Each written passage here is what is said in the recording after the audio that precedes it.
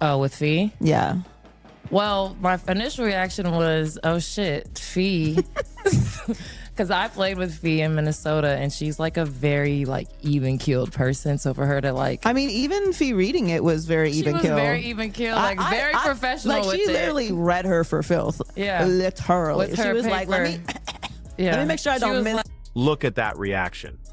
That's not just casual conversation between former teammates. That's Lexi Brown and her co-host laughing about the chaos unfolding in WNBA CBA negotiations.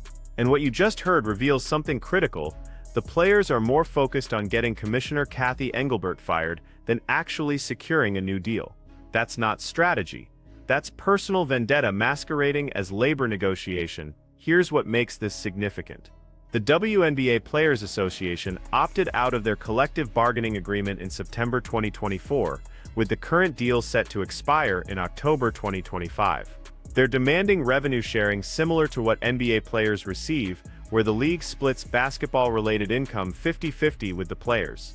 Sounds reasonable on the surface, but there's a problem the players don't want to acknowledge. Those are the things that were being said, no.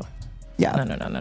I feel like there has been a major disconnect between the commissioner and the players for a long time. And then if you have a star like Fee coming out and saying it, you know that like it's really an issue. So I'm glad she did it, and we all supported her in it. We didn't know she was gonna do that. That was like that was some gangster shit. Yeah, I loved it. Especially like again. But where has it gotten you now? What benefit has it done?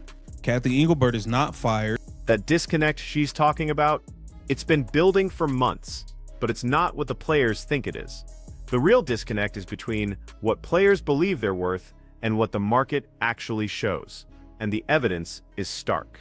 When Caitlin Clark played her final regular season game in September 2024, the Fever's matchup against Washington drew 1.84 million viewers on ESPN.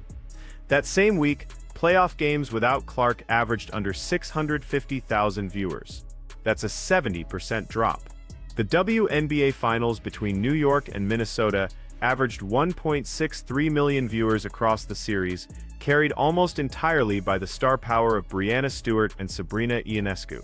But here's the number that matters most: regular season games featuring Caitlin Clark averaged 1.32 million viewers. Games without her, 394,000 viewers. That's not a marginal difference. That's not the whole league is rising together. That's one player generating viewership numbers 3 times higher than the league average. And the Players Association wants to pretend that's not the reality they're negotiating from. Many times other leagues have had stoppages because of the CBA negotiations. So it's not like this is unheard of. Right. But how do you and the players feel about where you guys are with it right now? I think we're in a better spot than we were a few weeks ago, a few months ago, but we are still a very long way away from where we want to be. I think the biggest thing is that revenue sharing, which now I feel like people are starting to finally understand what exactly that means. Is like we're not trying to get paid like the NBA guys. We're not trying to get paid $50 million a year. We're trying to get paid a bigger percentage of the money that we're generating. And they're just like, no, like. Revenue sharing. That's the hill they've chosen to die on. And Lexi Brown just admitted they don't understand why the owners won't open the books. So let me explain what's actually happening here. In November 2024, the WNBA ownership group made their position crystal clear in a private meeting that was later leaked to ESPN's Ramona Shelburne. The owners stated that agreeing to the players' current revenue-sharing proposal would result in operational losses exceeding $700 million over the life of the new agreement. That's not a negotiating position. That's financial reality. The players want 50% of basketball-related revenue modeled after the NBA's structure. But here's what they're ignoring: the NBA's revenue sharing works because the league generates $10 billion annually. The WNBA generated approximately $200 million in revenue for the 2024 season, even with Caitlin Clark's impact driving a 48% increase in attendance and record television ratings. The math doesn't support the players' demands. Adam Silver addressed this directly in October 2024, telling reporters at the NBA Board of Governors meeting that the WNBA owners are committed to significantly increasing player salaries, but that a straight revenue share model isn't financially viable given the league's current economic structure. The owners proposed raising the average salary from approximately $120,000 to over $250,000, with maximum contracts exceeding $500,000. The players rejected that offer. Man, look, the WNBA has done what they said they would do. They have increased salaries. Adam Silver months ago let it be known, you guys need to get off of this revenue sharing things. We are going to up salaries.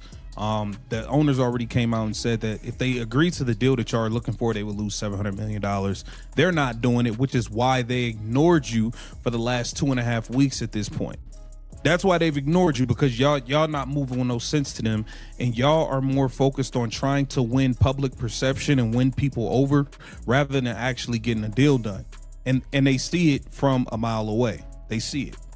We want you to stay right here where you've always been, and we want you to accept that. And we're just like, no, like, we're not gonna do that.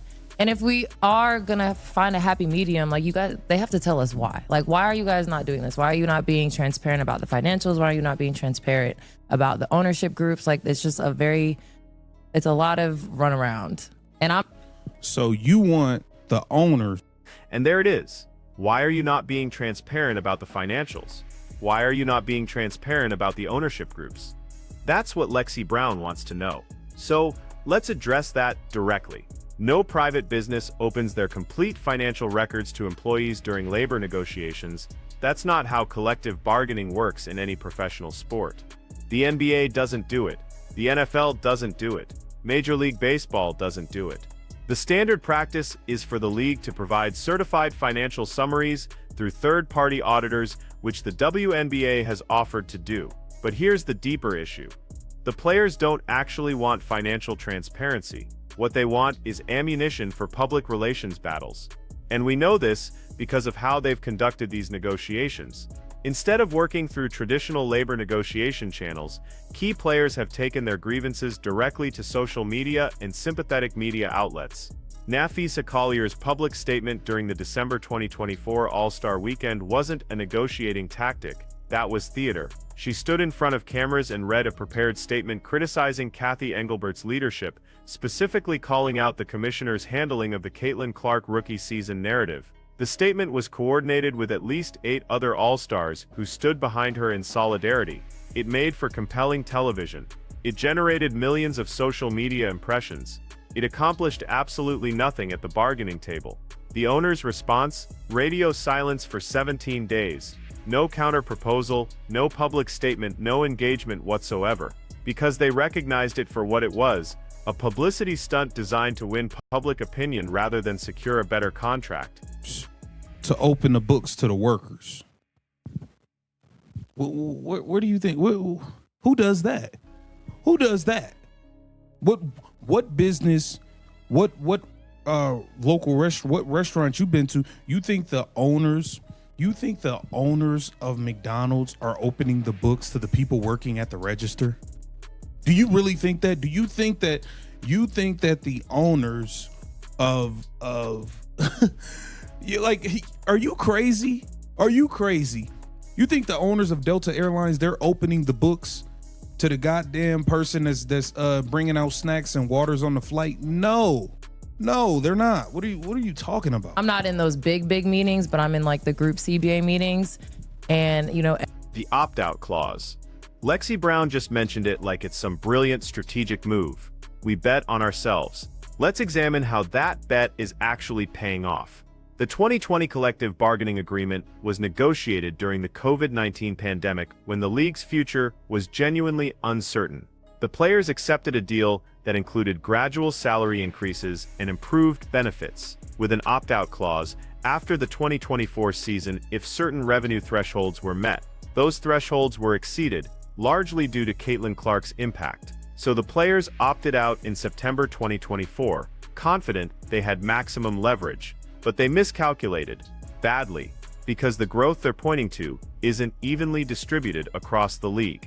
It's concentrated around one player, and the moment that became undeniable was when Unrivaled launched in January 2025.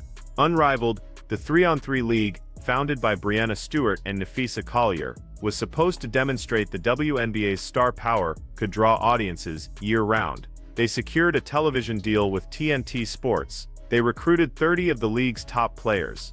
They played games in a state-of-the-art Miami facility, and their opening weekend drew 178,000 viewers. For context, a regular season Indiana Fever game in July 2024 featuring Caitlin Clark drew 2.3 million viewers on a Saturday afternoon. College women's basketball games featuring Clark during her Iowa career routinely exceeded 3 million viewers. The WNBA players wanted Unrivaled to prove they didn't need Clark to generate interest.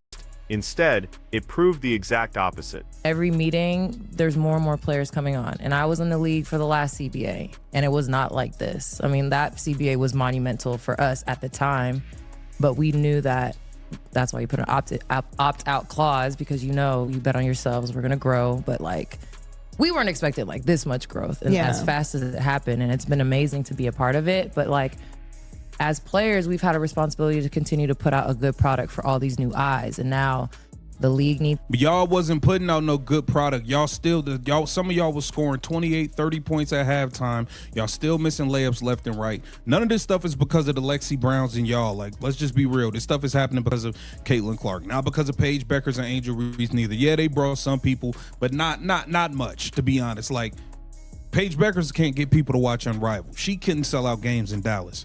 Let's be clear here. All of this new attention is because of Caitlin Clark. Y'all need to stop playing games and stop letting these people lie to y'all and pretend like it's anything else. Get down in the comments. Let me know what you think. This Keep Division.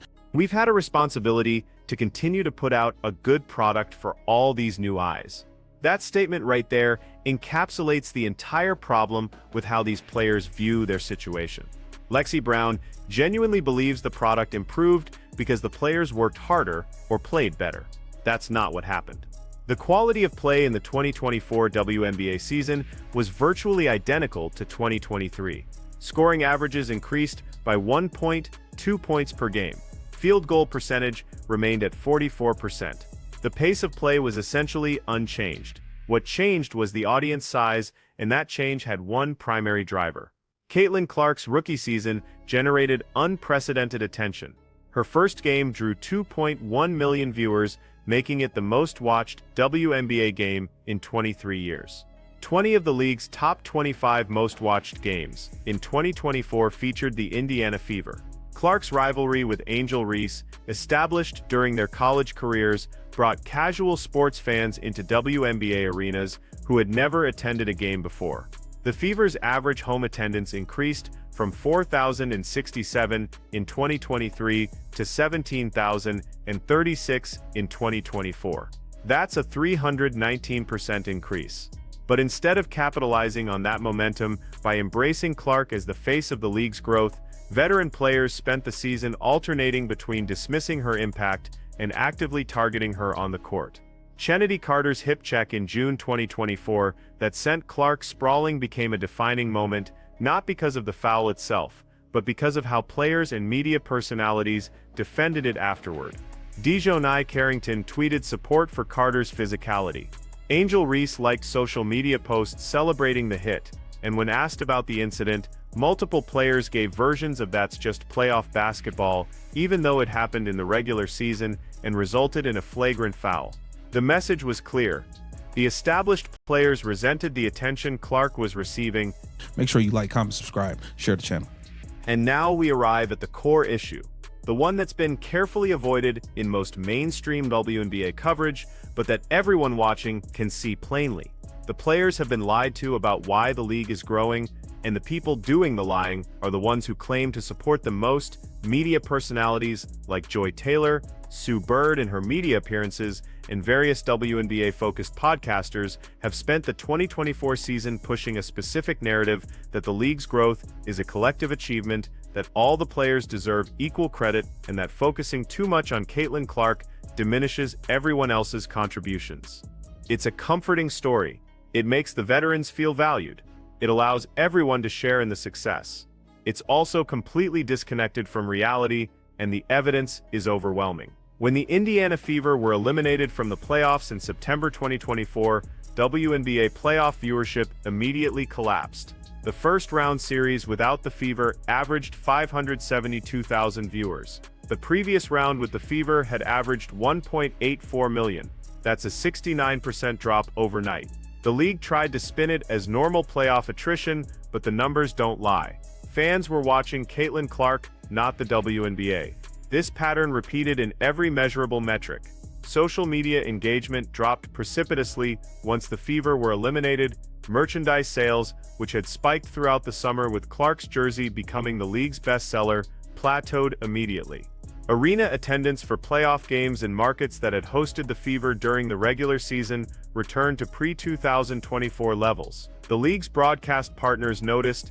ESPN's executives privately expressed concern, according to sources who spoke with Sports Business Journal in October 2024, that the WNBA's new television deal negotiations might be complicated by the fact that one player was driving such a disproportionate share of viewership.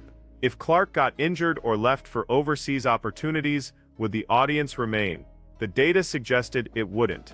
But instead of acknowledging this reality and building the league's marketing strategy around its biggest star, the Players Association has spent the CBA negotiations demanding to be compensated as if the growth is evenly distributed. They want revenue sharing based on total league revenue, even though one player is generating a massively disproportionate share of that revenue. Imagine if the Golden State Warriors players in 2016 had demanded equal credit and compensation for the team's success without acknowledging Stephen Curry's unique impact. That's essentially what's happening here. And the owners know it, which is why they've refused to budge on the revenue-sharing structure. The owners' position, as reported by multiple sources close to the negotiations, is straightforward. They're willing to significantly increase salaries across the board. But they're not going to commit to a revenue-sharing model that assumes sustained growth without the player who's actually driving that growth. If Caitlin Clark maintains her trajectory and the league continues growing, the owners are open to revisiting revenue sharing in the next CBA negotiation. But they're not going to guarantee it now based on one season's data. That's a rational business position. But the players, encouraged by media personalities who keep telling them they're all equally responsible for the growth, view it as disrespectful, hence the public statements, the social media campaigns, and the focus on getting Kathy Engelbert fired rather than actually negotiating a deal. The commissioner has become the scapegoat for a problem that has nothing to do with her leadership. Engelbert's actual failure wasn't mismanaging the league's growth, it was not controlling the narrative around Caitlin Clark strongly enough. She allowed the everyone contributed equally storyline to take hold in media coverage, which gave players a false sense of their individual leverage. Now those players are shocked that owners won't meet demands based on that false narrative, and the clock is ticking. The current CBA expires in October 2025. If no deal is reached, the league could face a work stoppage. The owners have made clear they're prepared for that scenario. They've already had preliminary discussions about operating with replacement players or suspending the season entirely if necessary, according to reports from ESPN's front office insiders. The players, meanwhile, have no comparable leverage. They can't threaten to play elsewhere because no other league offers comparable salaries or exposure. So where does this leave us? With players who genuinely believe they're being undervalued, encouraged by media figures who keep lying to them about the source of their leverage, facing owners who have the financial data showing exactly who's driving revenue and are unwilling to pretend otherwise. It's a negotiation built on incompatible understandings of reality, and until the players acknowledge what the numbers actually show, no deal is possible. The tragedy is that there's a genuinely good deal available: significantly higher salaries, improved benefits, better working conditions, expanded rosters, all of that is on the table. But the players won't take it because they've been convinced they deserve revenue sharing that the economics simply don't support. So instead of celebrating a transformative season and securing financial gains that would have been unthinkable 3 years ago, they're digging in on demands that will never be met, burning bridges with ownership, and watching their leverage evaporate with each passing week. That unrivaled viewership numbers prove how dependent the league's growth actually is on one player. That's not empowerment. That's self-sabotage. And the people encouraging it aren't allies. They're enablers of a delusion that's going to cost these players millions of dollars in salary they could have already secured. So the question becomes, how long will it take for them to realize they've been lied to, and will there still be a deal worth taking when they finally do?